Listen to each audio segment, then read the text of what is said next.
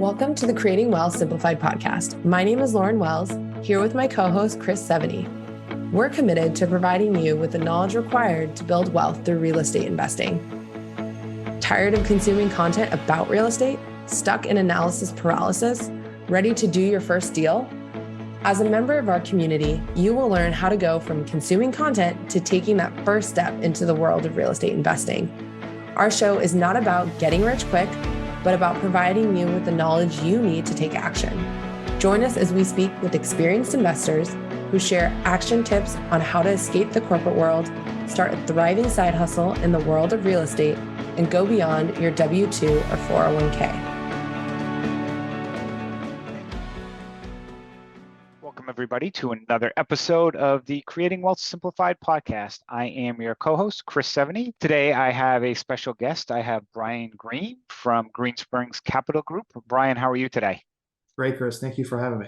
So I'm going to enjoy this conversation because, as we talk real estate and Brian has his own company, it's interesting that when you talk to a lot of people who start their own companies, we all have lives. Brian's a father, married man, got daughters, dogs, and we all have normal lives as well. So we'll probably talk a little bit about successes and some of the challenges of that, but also talk about what's going on in real estate and Brian's his niche that he works on, especially working in upstate New York, which you've heard me talk about in the past. For what we do in note investing, New York is a very challenging state, but depending on where you are in a state, it's like anything. If you can put a team together and build a niche, you can be very successful. So Brian, again, thanks for joining us. Why don't we start a little bit? Tell us what you got going on today, and then I'll typically hit the rewind button to learn how you got into the business.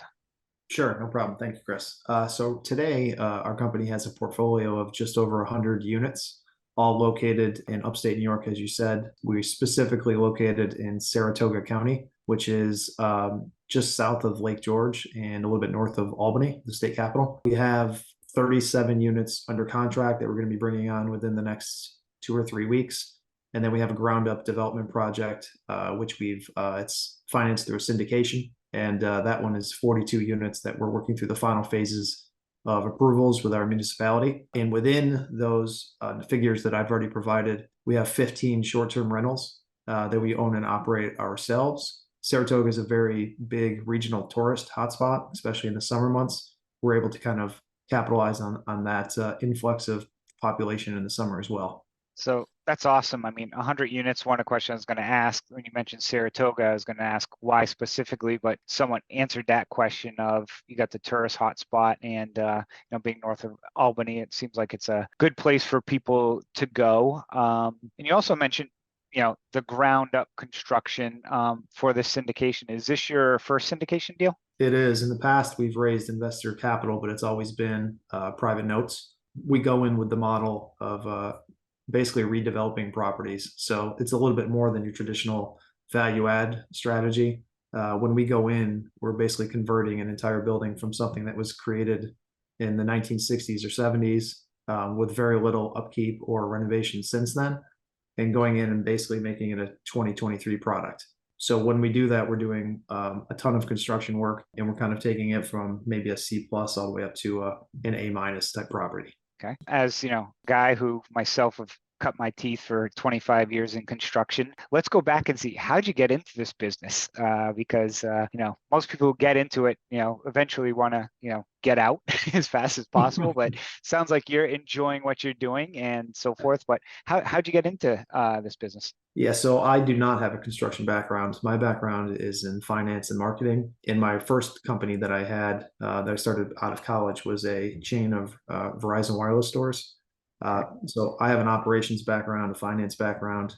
So that business I built up from one store up to the most we were at is 23. And then I kind of scaled it back to 15 and ultimately had a successful exit in 2014. Then I got into real estate as a business person, not as a contractor. Started buying small multifamily properties, basically using the BRRRR methodology and, buying a distressed property, fixing it up, refinancing it, spending that same capital into the next project, and just kind of stacking one property on top of the other, all the while self-managing, right? Because that operations background, I came to the table with I didn't really know any better, but my thought methodology was I have to manage these myself. I never even thought about third-party management. I just started creating a property management company myself as we kind of scaled up. Okay. So sounds like lifelong entrepreneur, did the wireless, sold that to get into real estate at the perfect time, right around 2014. So, I know I'm down in the DC area in kind of 2012 to 2014. If you got in at that time or even, after that, but that was a very good time to get into real estate. And I'm guessing it was as well for you. Tell us about kind of your first, your first real estate deal that you did or was it a little nerve-wracking for you, switching kind of, business models to get into real estate? For me, I don't remember it being that way. It was a small building. It was a 4-unit apartment building. I knew enough to know that I wanted to get in real estate, and I knew that how the finances worked, but I didn't really know what I was doing. So, I probably slightly overpaid for the property. I purchased it originally with all cash instead of financing it. So I made kind of a bunch of rookie mistakes. I went into the units thinking I was going to start doing the maintenance myself. I even went out and got myself a lawnmower and a snowplow. And That's awesome. I thought I was going to be the stereotypical landlord. I quickly figured out though that game was not for me, and that I started looking through it with the prism of like, all right, if I have 100 units at some point or 500 units, clearly I'm not going to be the guy going around able to mow all the lawns and push the snow around. So I quickly converted into more of a business model where I outsourced all those type of trades. But that's how I got started. I just bought one small building, kind of figured it out as it went along, especially the relationships with tenants. It's not that much different than the customer service element that I had in retail before that when I was dealing with a lot of customers. So it kind of had that kind of synchronization as I moved into real estate. So kind of a two-part question that I was going to ask is, as you got going into real estate, you mentioned that a lot of your earlier deals, you did private notes with investors. Why the private notes over, just getting a traditional bank lending? So we do both. So we use, and we still do it to this day on many projects that we get into. So our normal model is we'll get 75 to 80% loan to cost of the purchase and the renovation. So most of our bank lending on the front end is with local banks, and it's a construction loan. But then you still have that 20% delta there, where we'd either have to come out of pocket with equity, or we raise a portion of that from private individuals on notes that we can repay when construction's finished, because our bank lending always is built into auto convert to a long-term mortgage at the stabilized value. So we're buying properties with the methodology that we're going to be able to fix them up, refinance out, return all the investors' note capital, and then we ultimately end up with a brand new building fully leased out with high-paying tenants, and we have zero of our own capital in the deal. We just have that equity bump that we just created. And how many of the investors that did private notes for you are now investing in your syndication? All of them. Yeah. So which is a little strange because it's a different. I mean, if you're in notes, then it's a different classification of investor generally. Maybe not. I mean, usually I'm seeing a different demographic age-wise. Some of our older investors, they prefer the note route because it's guaranteed and it's they can plan for it. Whereas younger investors always want the equity and the upside. But yeah, they all kind of converted from notes into the equity opportunity we have currently.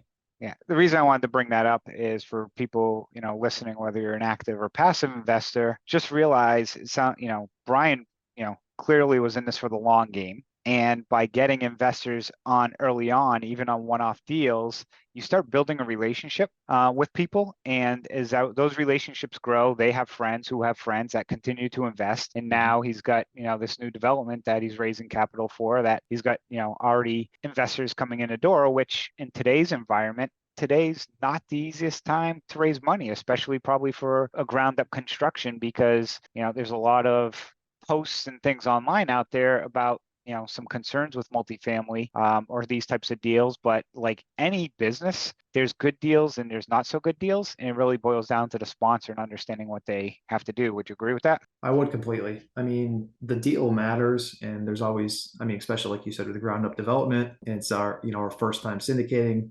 There's some trepidation there by investors that aren't familiar with our company.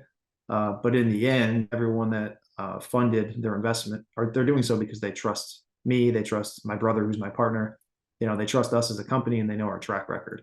which is way more important than the actual nuts and bolts of the deal we're executing on. Because you could have the greatest deal ever, and if the operator doesn't know what they're doing, that project's not going to go very well. And on the flip side, if you have an experienced operator like us, even a marginal deal we can make pretty great, because there's a lot of levers you can pull along the way, and if you're managing it properly, I think you can turn those kind of maybe on paper average deals into home runs in the end through operation. Yeah, somebody made an interesting comment once about using real estate analogy to be like pilot flying a plane. You always want, anytime you're up in the air, you want to experience somebody, a pilot up there who's knows what they are doing, not somebody who just read a book or yesterday and then all of a sudden realize they're syndicating. And actually had someone call me the other day. So we primarily invest in mortgage notes, and the person called me asking about they wanted to start a fund. And I said, okay. And I'm like, have you bought notes before? He goes, no, can you teach me how to buy notes? And I'm like, you're trying to start a fund in something you have no idea? I'm like, yeah, I'm sorry, politely, I don't have time to talk about this right now. Yeah. So you mentioned a moment ago, your business partner's your brother. So, Right. How is that? And again, this is being recorded, so but no, we joke because I love my siblings, but I would never go to business with them. But how's working with your brother? I would say that it's great, and it's also challenging at times. Just unlike normal business partners, that when they have disagreements, or ultimately they could maybe they split up and they go their own ways.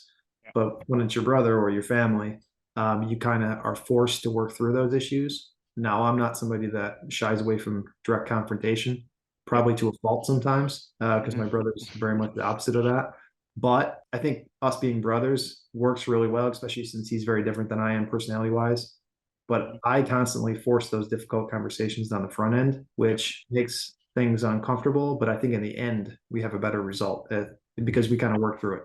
Yeah, it's any business partner you're with, you have to, there's going to be hard conversations, but it's better to have them earlier than later and then let it boil up and steam over to other things. So you mentioned, talk a little bit about, the ground up, and, I know your mission is looking to try and, provide, properties that are in very good condition at attainable prices. And it seems like, based on the success you've had, you've got a very good, track record of that. What would you, say has been kind of, you don't have to say your secret sauce, but what is one of your differentiators of how you've been able to be successful? Because that is a challenge that a lot of people try to provide, is managing, especially when you have investors, you're trying to manage, hey, I need to, make money, but also make sure I keep it occupied in that fine balance and keep it in good condition. So you have low maintenance. How's that balancing act been? So I think a lot of it starts on the front end, which educating ourselves on the business, on construction, on how to buy, on underwriting. I think we're fairly conservative in our underwriting compared to most. I'm pretty much of the mindset where I won't even look at a property unless it makes sense on paper, so that I don't have that kind of emotional reaction to it, or start trying to force the numbers, as we all have before. You get that spreadsheet in front of you, and it's amazing. I've dealt with bankers before who joke that they've never seen a pro forma that wasn't correct. You start playing the spreadsheet game. So I think that on the front end, we buy right. We make sure we have cushion, in our construction budget, and we're conservative in our future rent projections. And that allows us to finish projects out, making them, like you said, like new, to make sure we can do everything on the front end and still have that product in the back end where an attainable rental amount is possible and still checks all of our boxes for returns. Because in the end, it's still a business. We're still trying to hit certain metrics. We just want to do it in a way where we have a product that we're proud of and that we can present to residents, and in some way keep it, like I use the word attainable because affordable is kind of the word people use for, government-backed housing. Yeah. We're not doing that, but we're also not creating A+ space, so that I guess the way to look at it is, in our market, if you even for our new development, we're pricing out apartments at $2,600 a month. That's a 2-bedroom, Okay. 2-bath, brand new apartment. How many square feet on average? Yeah, they're about 1,200. So Okay, pretty, so yeah, 220 a square foot roughly. So pretty decent size. But there's other new developments in our market that same apartment might cost 3,200 or 3,300. So we're trying to kind of exist in that B plus to A minus space, I think it has less volatility in that space, and you don't kind of get that compression when maybe the economy goes south, where those A plus type renters start dropping down to the A minuses and B pluses. But you're still high enough where you have a tenant base that's high quality. And I like to joke that you want tenants that are concerned with their credit score.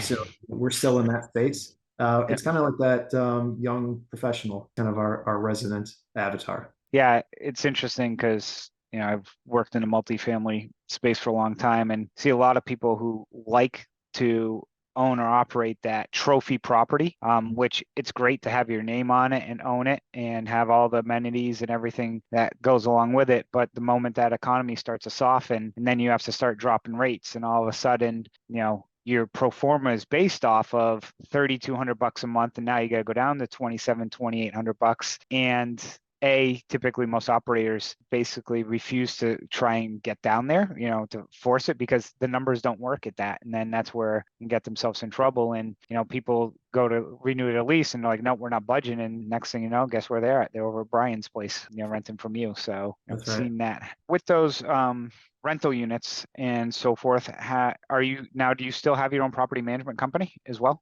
We do. We still manage all of our own buildings, and we actually just started managing third party for other investors, but only if it's a short-term rental. So we do that only because we have a skill set internally with our management team to handle that type of asset. We have 15 of our own, and the revenue potential on a short-term management agreement is much greater than a long-term. Yeah. So at that point, it's worth our time and energy to do so. But we're very selective in how we do that.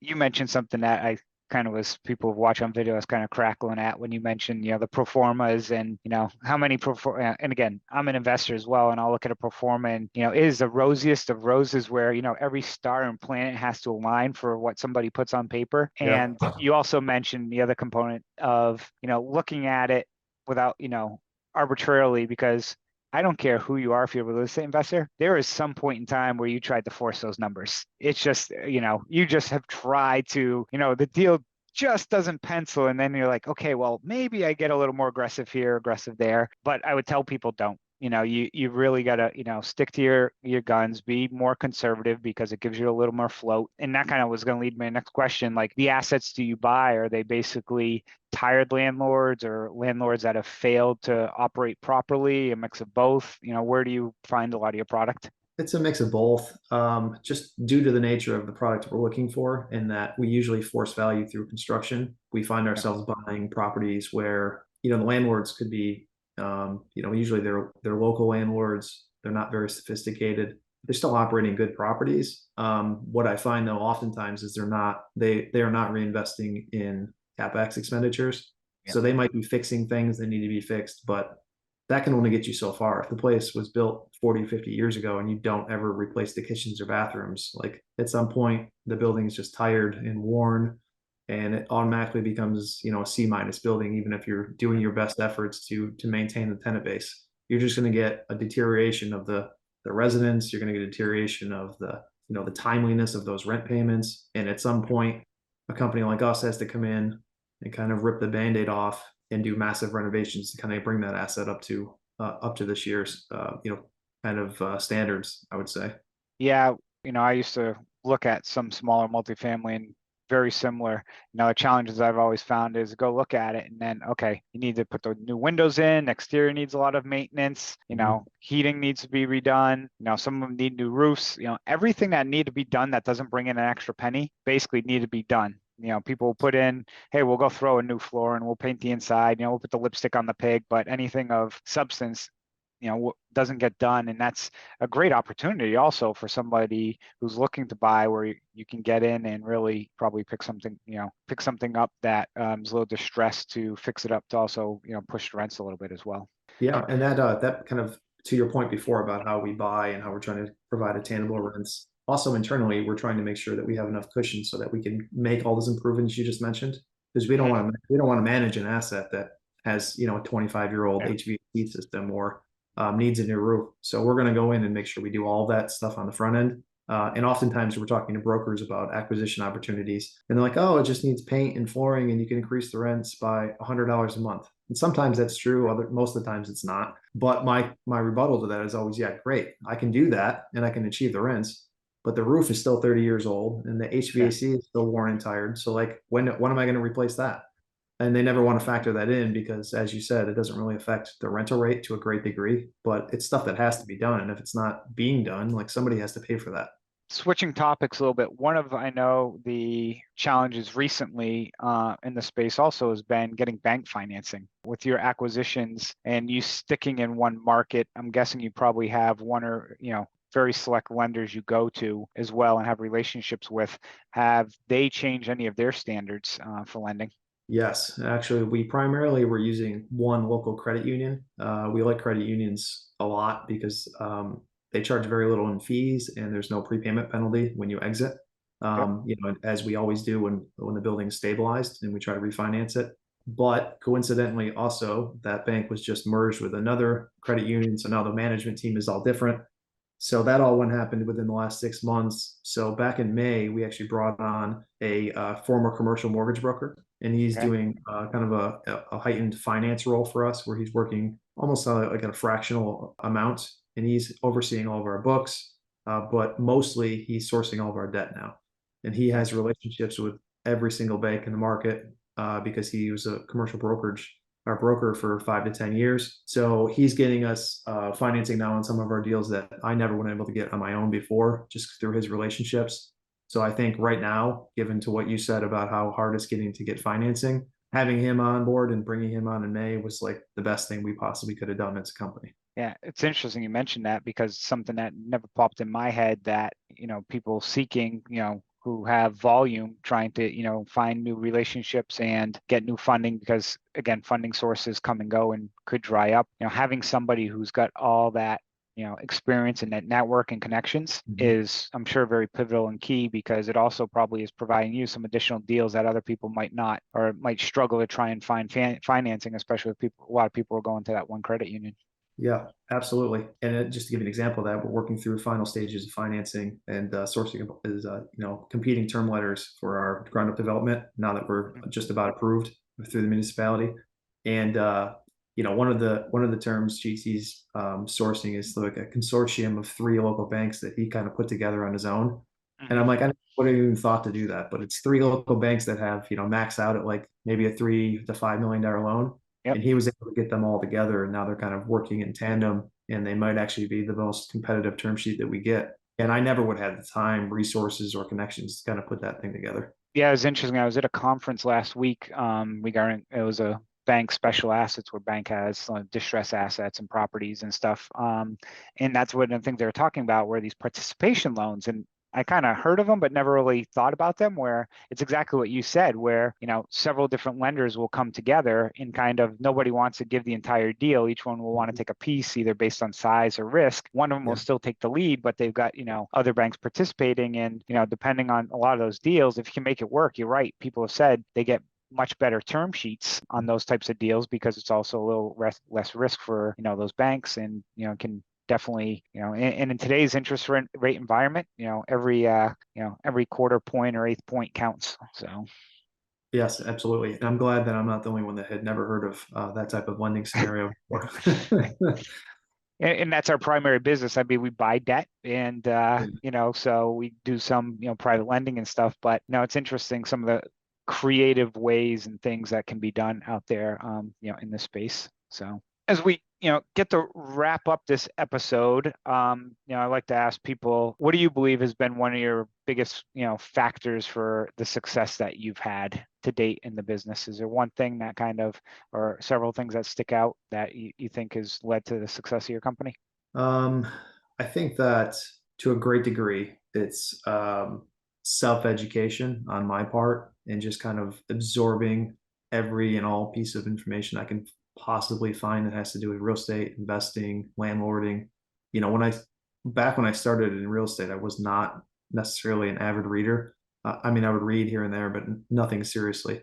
Now, and since then, maybe for the last 8 years, I've listened to thousands of podcasts and read hundreds of books. I mean, I think I've read every single book on real estate that is available. But I think that it's critical to do that because when you're reading the information or listening to a podcast like this one, you might listen to it and be like, oh, that's informative, but there's no real takeaway. But then 6 months from now, I could be looking at a deal and something will click that I read or that I heard before. And I'm like, oh my God, I can use that right now. And this makes all the sense in the world. And this is going to secure the deal, or this is going to make or break the transaction, or this is going to help me hire this key person, or it's helping me hire my finance guy when maybe 2 months before I needed him, just because I had that in the back of my mind that I was going to need him at some point.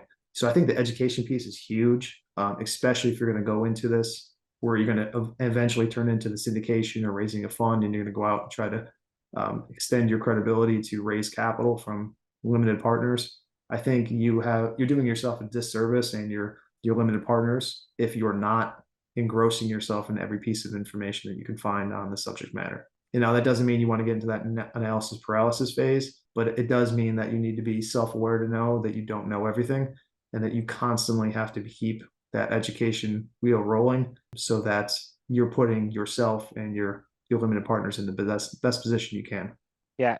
Interesting you mentioned that, because I was very similar. I was an avid reader until I kind of started doing my own more entrepreneurial things. And I'd read a book, and, I'd read it and it's like, okay, good book, take some notes on it and so forth. And then, a lot of times when you're reading some of this stuff, you don't also know what you don't know, or you don't know what some of the key takeaways are, but you remember certain things, and all of a sudden something will come up today and I'll be like, oh, I remember I read a book, like which book was it that commented on this, or I can go back and, and look at it, or a situation where something happened, and basically like, oh, here it is. And especially as you grow a business, and like you have, when you go from, single deals up to syndications, like you may have read a syndication book 5 years ago, and it's like, great, I kind of know what a syndication is, but all of a sudden, once you start putting one together, you go back to some of the things that you looked at the past, and really kind of re-educate yourself. And that's so important for people. I agree 100% with that. Yeah, absolutely.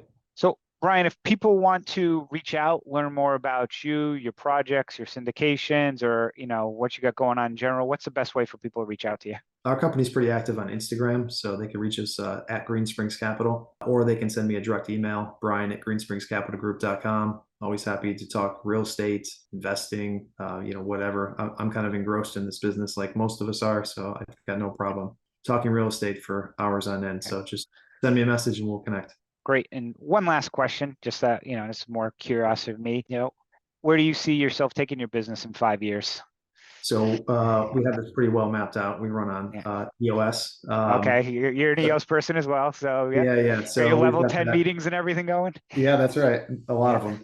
So our 10-year goal that we set up about almost 2 years ago was to get to 1,000 apartment or rental units. We term them, because it could include mobile home parks at some point, but definitely rental units. 1,000 of those, which in our market will equate to somewhere between 200 million and 250 million in total property value under our assets under management. And to get there, we know that we need to buy 35 to 70 established apartments that we can redevelop every year. And we want to start a new ground up development each and every year as well. And we kind of layer those on top of each other. And then, if we do that in 8 years, we'll be at our goal. Nice. You definitely got that all mapped out and planned out, and as well. And similar, our goal is eventually same thing, around 200 to 250 million. And we look at that as kind of a nice sweet spot to be in, where you're not, managing, well, you have a property management company, so that's a little bit different, but our goal is we never wanted to manage 100. I never want to manage 100 people, and then, just become from that standpoint. But that is great. So Brian, thanks for joining us today on this episode of the Creating Wealth Simplified podcast. People listening, make sure to check out their Instagram, what they've got going on, and all that information will also be in the show notes. So Brian, again, thanks for joining us today, and enjoy the rest of your week. Thank you, Chris.